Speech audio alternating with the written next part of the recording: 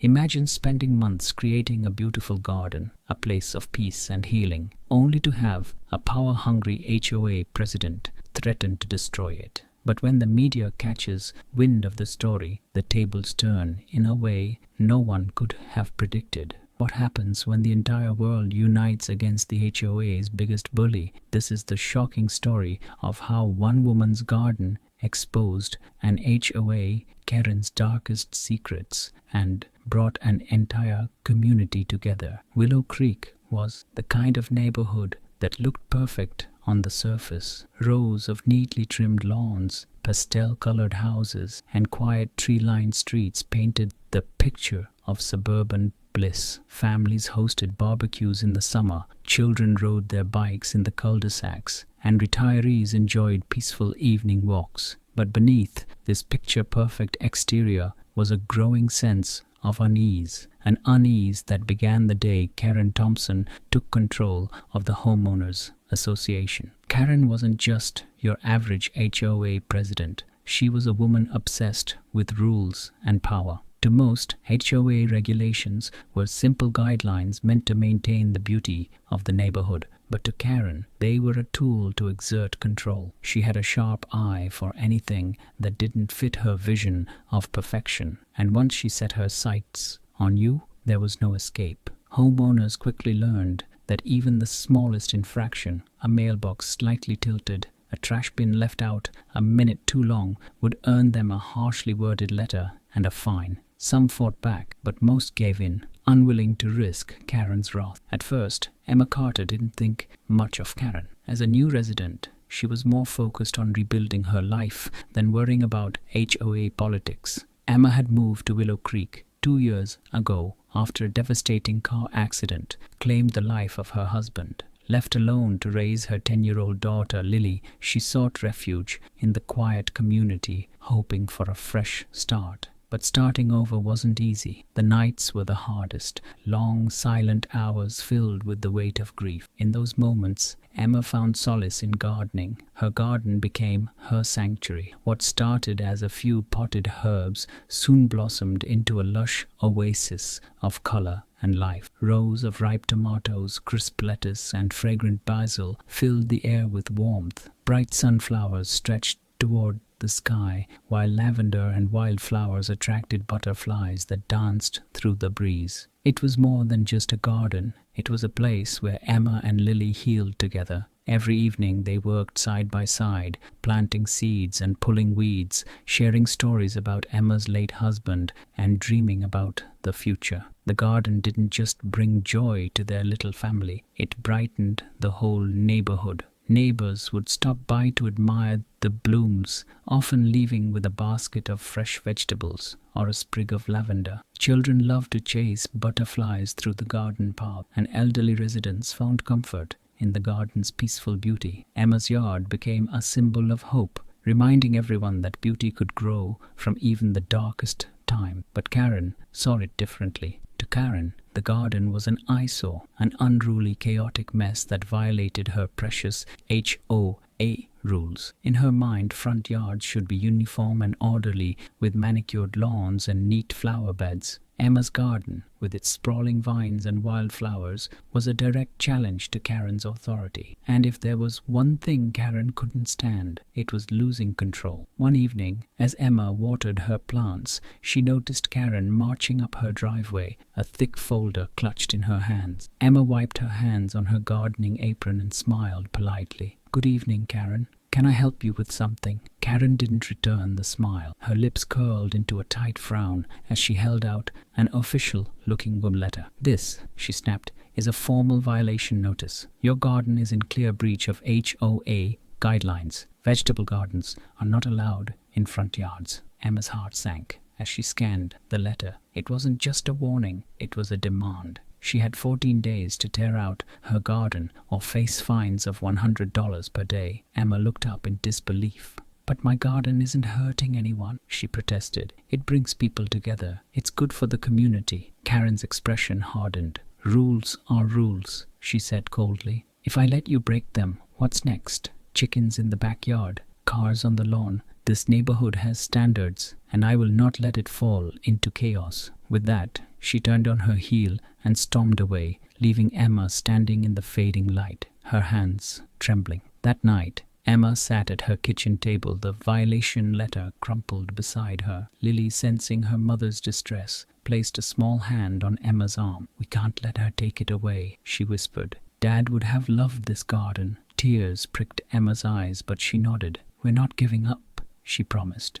What neither of them knew was that their fight against Karen was just beginning, and it would soon become a battle the entire country would be watching. The next morning, Emma woke up with a renewed sense of determination. She refused to let Karen destroy the one thing that brought her and Lily peace. But fighting back against the HOA wasn't going to be easy. Karen had built a reputation for being ruthless. She knew the rulebook inside and out and wasn't afraid to use it as a weapon. Over the years, she had steamrolled over anyone who dared to question her authority. If Emma was going to save her garden, she needed a plan, and fast. Her first move was to reach out to her neighbors. She wasn't sure how many would be willing to speak up, but to her surprise, support poured in. The next evening, Emma hosted a small gathering in her backyard, inviting anyone who had been affected by Karen's overreach. More than a dozen neighbors showed up, each with their own story. There was Mr. Jacobs,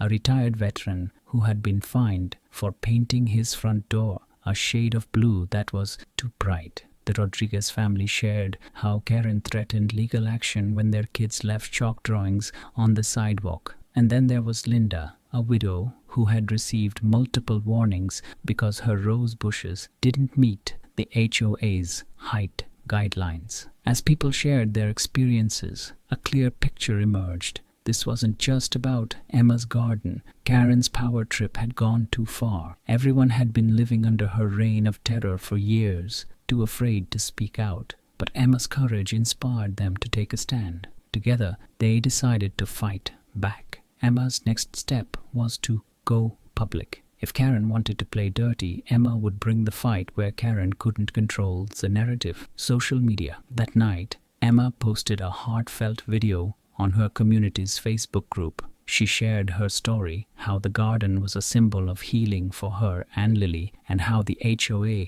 was threatening to destroy it. The video struck a nerve. Within hours, it was flooded with comments of support. People who had never met Emma rallied behind her cause, offering legal advice, donations, and words of encouragement. The story didn't stop there. Local news outlets picked it up, eager to report on the power struggle between a grieving mother and a heartless HOA. The headline read, "Heartless HOA threatens single mom's healing garden, community fights back." The public response was overwhelming. People from all over the city and even beyond began sharing Emma's story. Save the Garden started trending on social media, and the pressure on the HOA began to mount. For the first time, Karen was losing control, and she didn't like it one bit. But instead of backing down, she doubled down. A few days later, Emma received another letter from the HOA, this one more aggressive than the first. The fines were increasing, and if she didn't remove the garden within 7 days, they would escalate the matter to legal action. It was a scare tactic, one designed to break her spirit. But what Karen didn't realize was that Emma wasn't alone anymore. Fueled by public outrage, an anonymous neighbor leaked internal HOA emails to the media. These emails revealed the ugly truth. Karen had a personal vendetta against Emma. In one particularly damning message, Karen wrote, "If we let her keep that garden, what's next? This isn't a charity. This is a community of standards. I will not let a single mother turn this neighborhood into a farm." The email spread like wildfire, igniting a firestorm of backlash. News outlets across the country ran the story, painting Karen as a vindictive bully abusing her power. People flooded the HOA's official website with complaints. Residents who had previously been silent began speaking out,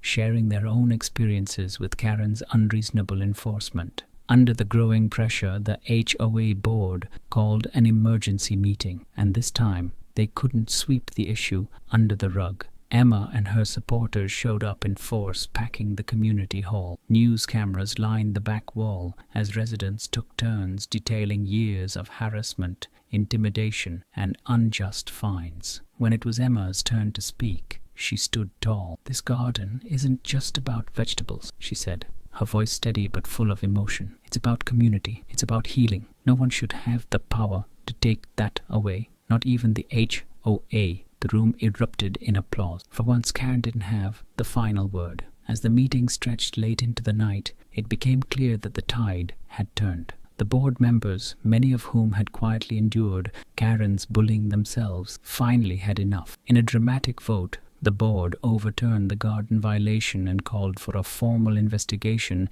into Karen's conduct. For the first time in years, the community felt a sense of relief. But for Karen, her nightmare was only beginning. The fallout from the emergency HOA meeting spread through Willow Creek like wildfire. For years, Karen had ruled with an iron fist, but now the community had turned against her. Her days of unchecked power were numbered, but no one, especially not Karen, was prepared for the bombshell that was about to drop. A week after the meeting, a local investigative journalist named Rachel Monroe became interested in the story. She specialized in exposing corruption in small communities and had received anonymous tips suggesting that Karen's behavior went deeper than petty rule enforcement. Sensing there was more to uncover, Rachel began digging through public records, HOA, financial statements, and internal emails. What she found was shocking. For years, Karen had been profiting off the HOA in ways that were not only unethical, but potentially illegal. Through a company registered in her husband's name, Karen had quietly funneled thousands of dollars from HOA fines into maintenance contracts that didn't actually exist. Homeowners who had paid for minor violations like mailbox placements or grass height had unknowingly been lining Karen's pockets. But the biggest revelation came when Rachel uncovered a secret bank account tied directly to Karen. Over $50,000 in unexplained transfers from the HOA's general fund had been deposited there. For a community that had been told for years that there wasn't enough money for improvements like park maintenance or security upgrades, this discovery was explosive. Rachel knew she had a major story on her hands. The next day, her report aired during the primetime news segment with the headline, "HOA President Exposed Power, Corruption, and Secret Bank Accounts." The report didn't hold back. It detailed Karen's abuse of power, the financial misconduct, and the stories of countless residents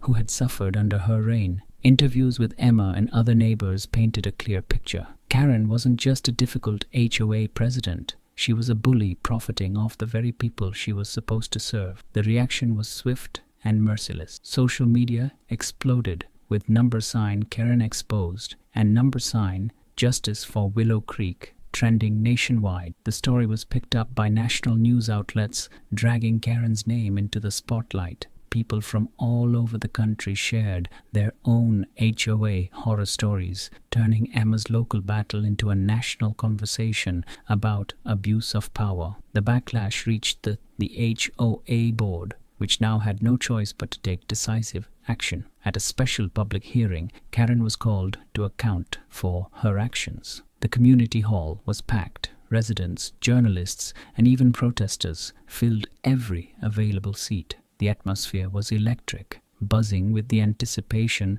that justice might finally be served. When Karen arrived, she looked nothing like the confident, power-wielding figure the neighborhood had come to fear. Gone was her usual air of superiority, replaced by a strained defensive posture. She tried to defend herself, blaming others for accounting errors and dismissing the accusations as a misunderstanding. But the evidence was undeniable and no one believed her excuses. One by one, residents stood up to confront her. Mr. Jacobs, the veteran who had been fined for his blue door, spoke with quiet dignity. "I served my country for freedom, not to be bullied in my own home." Linda, the widow with the rose bushes, said tearfully, "I just wanted to keep a little beauty in my life. Why did you make that so hard?" And then came Emma, who delivered the final blow. This garden was never about breaking rules, she said firmly. It was about healing, about hope,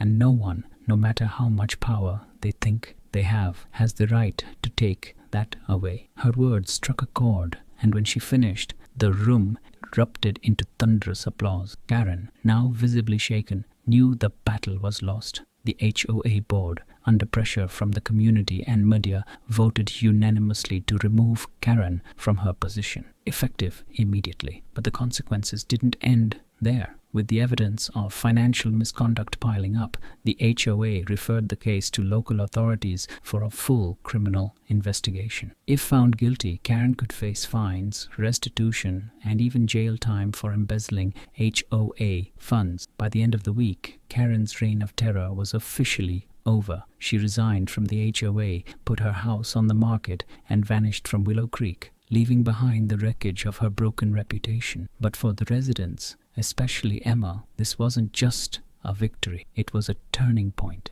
With Karen gone, Willow Creek felt like a completely different place. The tension that had weighed on the neighborhood for years lifted almost overnight. People who once avoided each other began to reconnect. Kids played freely in the streets without fear of receiving a citation for leaving their bikes on the lawn. The community was healing together. One of the first things the newly appointed HOA board did was reverse many of Karen's harshest policies. Emma's garden was officially approved as a community healing space, allowing other residents to plant flowers and vegetables alongside her. The new board also refunded several unfair fines and promised full transparency moving forward. For Emma, the victory was deeply personal. Every time she knelt in her garden, she felt a renewed sense of peace. What had started as a simple act of healing for her and Lily had become a symbol of change for the entire neighborhood. More importantly, the experience reminded her